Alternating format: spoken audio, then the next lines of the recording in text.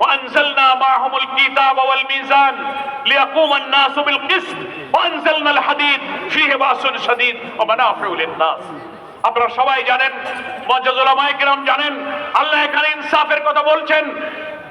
লিয়াকুমান নাসু বিল কিসত, নাস মানে মানুষ, হিন্দু মুসলিম বৌদ্ধ খ্রিস্টান ধর্ম বর্ণ নির্বিশেষে সমস্ত মানুষ, হোল ম্যানকাইন্ড, হোল হিউম্যানিটিকে বোঝানো হয়েছে।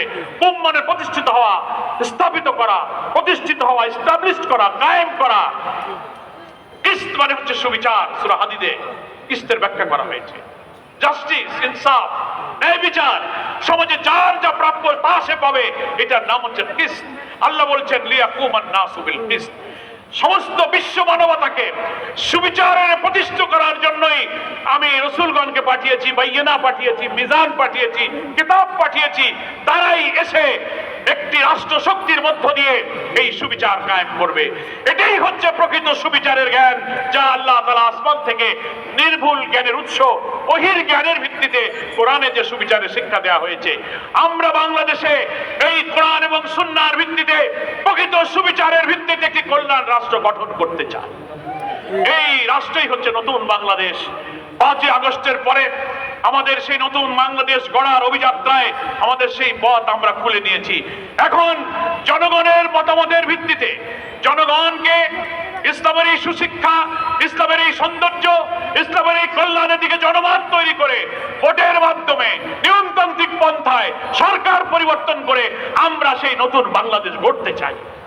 কোন বিশৃঙ্খলা, হটকারিতা, অনিয়মতান্ত্রিক পদ্ধতিতে আমরা সরকার পরিবর্তনে বিশ্বাস করি না।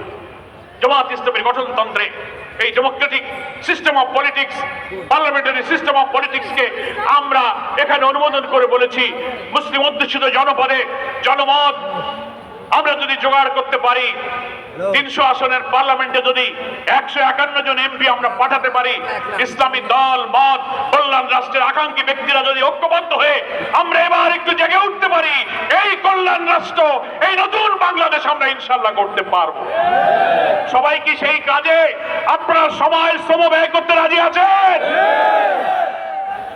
আমার প্রিয় ভাইরা, সেই বাংলাদেশের জন্য লড়াই চলছে।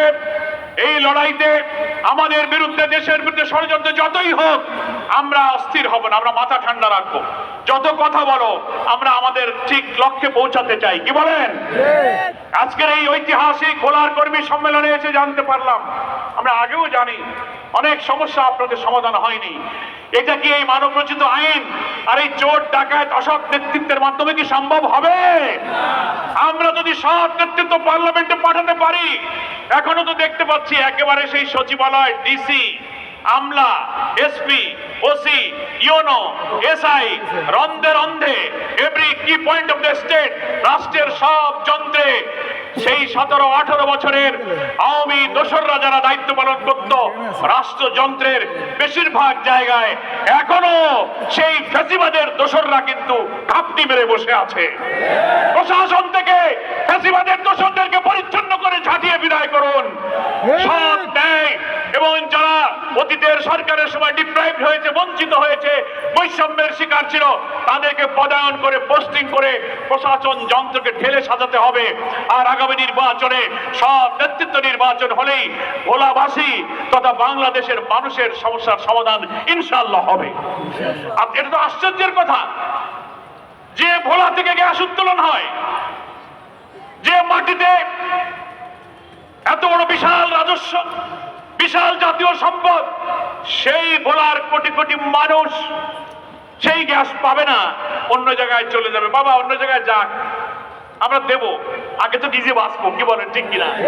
আমার মা চাষিরা আমার বাড়ি ঘরে গ্যাস পাবে না, আমার গ্যাস নিয়ে আরেক জায়গায় জ্বালাবা, তোমারে দেব, আগে তো আমার বাঁচতে হবে। এই জন্য অন্তর্বর্তীকালীন সরকারের কাছে আমার দাবি থাকবে, আমরা সুযোগ পেলে, আমরা উপদেষ্টাদের সাথে কথা বলার সুযোগ পাই, আপনাদের দাবিগুলো আমরা নিয়ে যাচ্ছি। অবশ্যই গ্যাস ডিস্ট্রিবিউশনের দায়িত্বে যারা আছেন, ভোলাবাসীর উপরে সুবিচার করুন। উই ওয়ান্ট জাস্টিস, এই স্লোগান গণঅভ্যুত্থানের স্লোগান। ভোলাবাসীর উপরে বিচার করা যাবে না।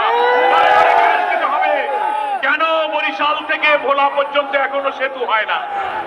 হ্যাঁ, সেতু তো নিজের বাড়ির কাছের গুলো কায়দা করে বাপের নামে, ছেলের নামে, মার নামে, খালার নামে সেতু আর সেতু। কিন্তু বাংলাদেশ থেকে বিচ্ছিন্ন, চারিদিক থেকে দ্বীপ রাষ্ট্র, এই একটা জেলা, আপনি একটা বড় ব্যবধান হয়ে গেছে। যদি বরিশালের সাথে ভোলার একটা সেতু হয়, হ্যাঁ, সেই সেতুটা একদিকে পাস হয়ে গেল, কোন কারো হাতে সেটাকে বাতিল করা হলো? আমরা আজকে দাবি করছি বাংলাদেশের এখন সবচেয়ে গুরুত্বপূর্ণ সেতু হলো ভোলা এবং বরিশালের এই সেতু। এই বিশাল নদীর উপরে সেতু সংস্থাপিত হলে অবহেলিত ভোলাবাসীর সঙ্গে বাংলাদেশের রাজনৈতিক, অর্থনৈতিক, আর্থসামাজিক জীবনের যে নতুন দিগন্ত পরিবর্তন সূচিত হবে, তার জন্য এখন আর কোনো কাজ নেই।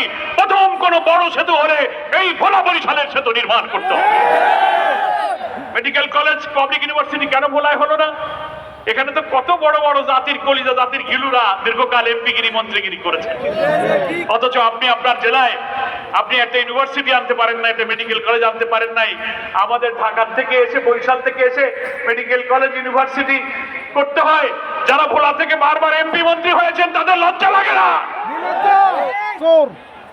অবিলম্বে এখানে মেডিকেল কলেজ, পাবলিক ইউনিভার্সিটি এগুলো দিতে হবে। লঞ্চ টার্মিনাল গুলো আধুনিকীকরণ করতে হবে। সেতু যেহেতু নেই, নৌপথেই আমাদের এখানকার লোকদের যাতায়াত। কি বলেন? বলে আপনাদের এই টার্মিনাল গুলোকে মডার্নাইজ করতে হবে। বিচ্ছিন্ন উপজেলা মনপুরাকে বিদ্যুতের ক্ষেত্রে জাতীয় গ্রিডের আনা লাগবে, জাতীয় গ্রিডের আওতায় আনতে হবে, লাঘব করতে হবে। এই দাবির সঙ্গে আপনাদের স্লোগান, আপনাদের ভালোবাসা, আপনাদের বেদনার সাথে আমি জামাত ইসলামীর, আমি জামাতের পক্ষ থেকে, কেন্দ্রের পক্ষ থেকে আমি সমর্থন ব্যক্ত করছি। আমরা উপদেষ্টা, ওনার উপদেষ্টাদের সাথে কথা বলার সুযোগ যখন হবে, আপনাদের বিষয়ে ইনশাআল্লাহ আমরা কথা বলবো ইনশাআল্লাহ। আমার প্রিয় ভাইরা, আপনারা আজকের এই সম্মেলনে এসে কেমন লাগছে? ভালো লাগছে তো নাকি বলেন? এখন চলে যাবেন না? 2-1 মিনিট বলবো, থাকলে কিন্তু খাতি দেওয়া লাগবে। খাতি দেবেন?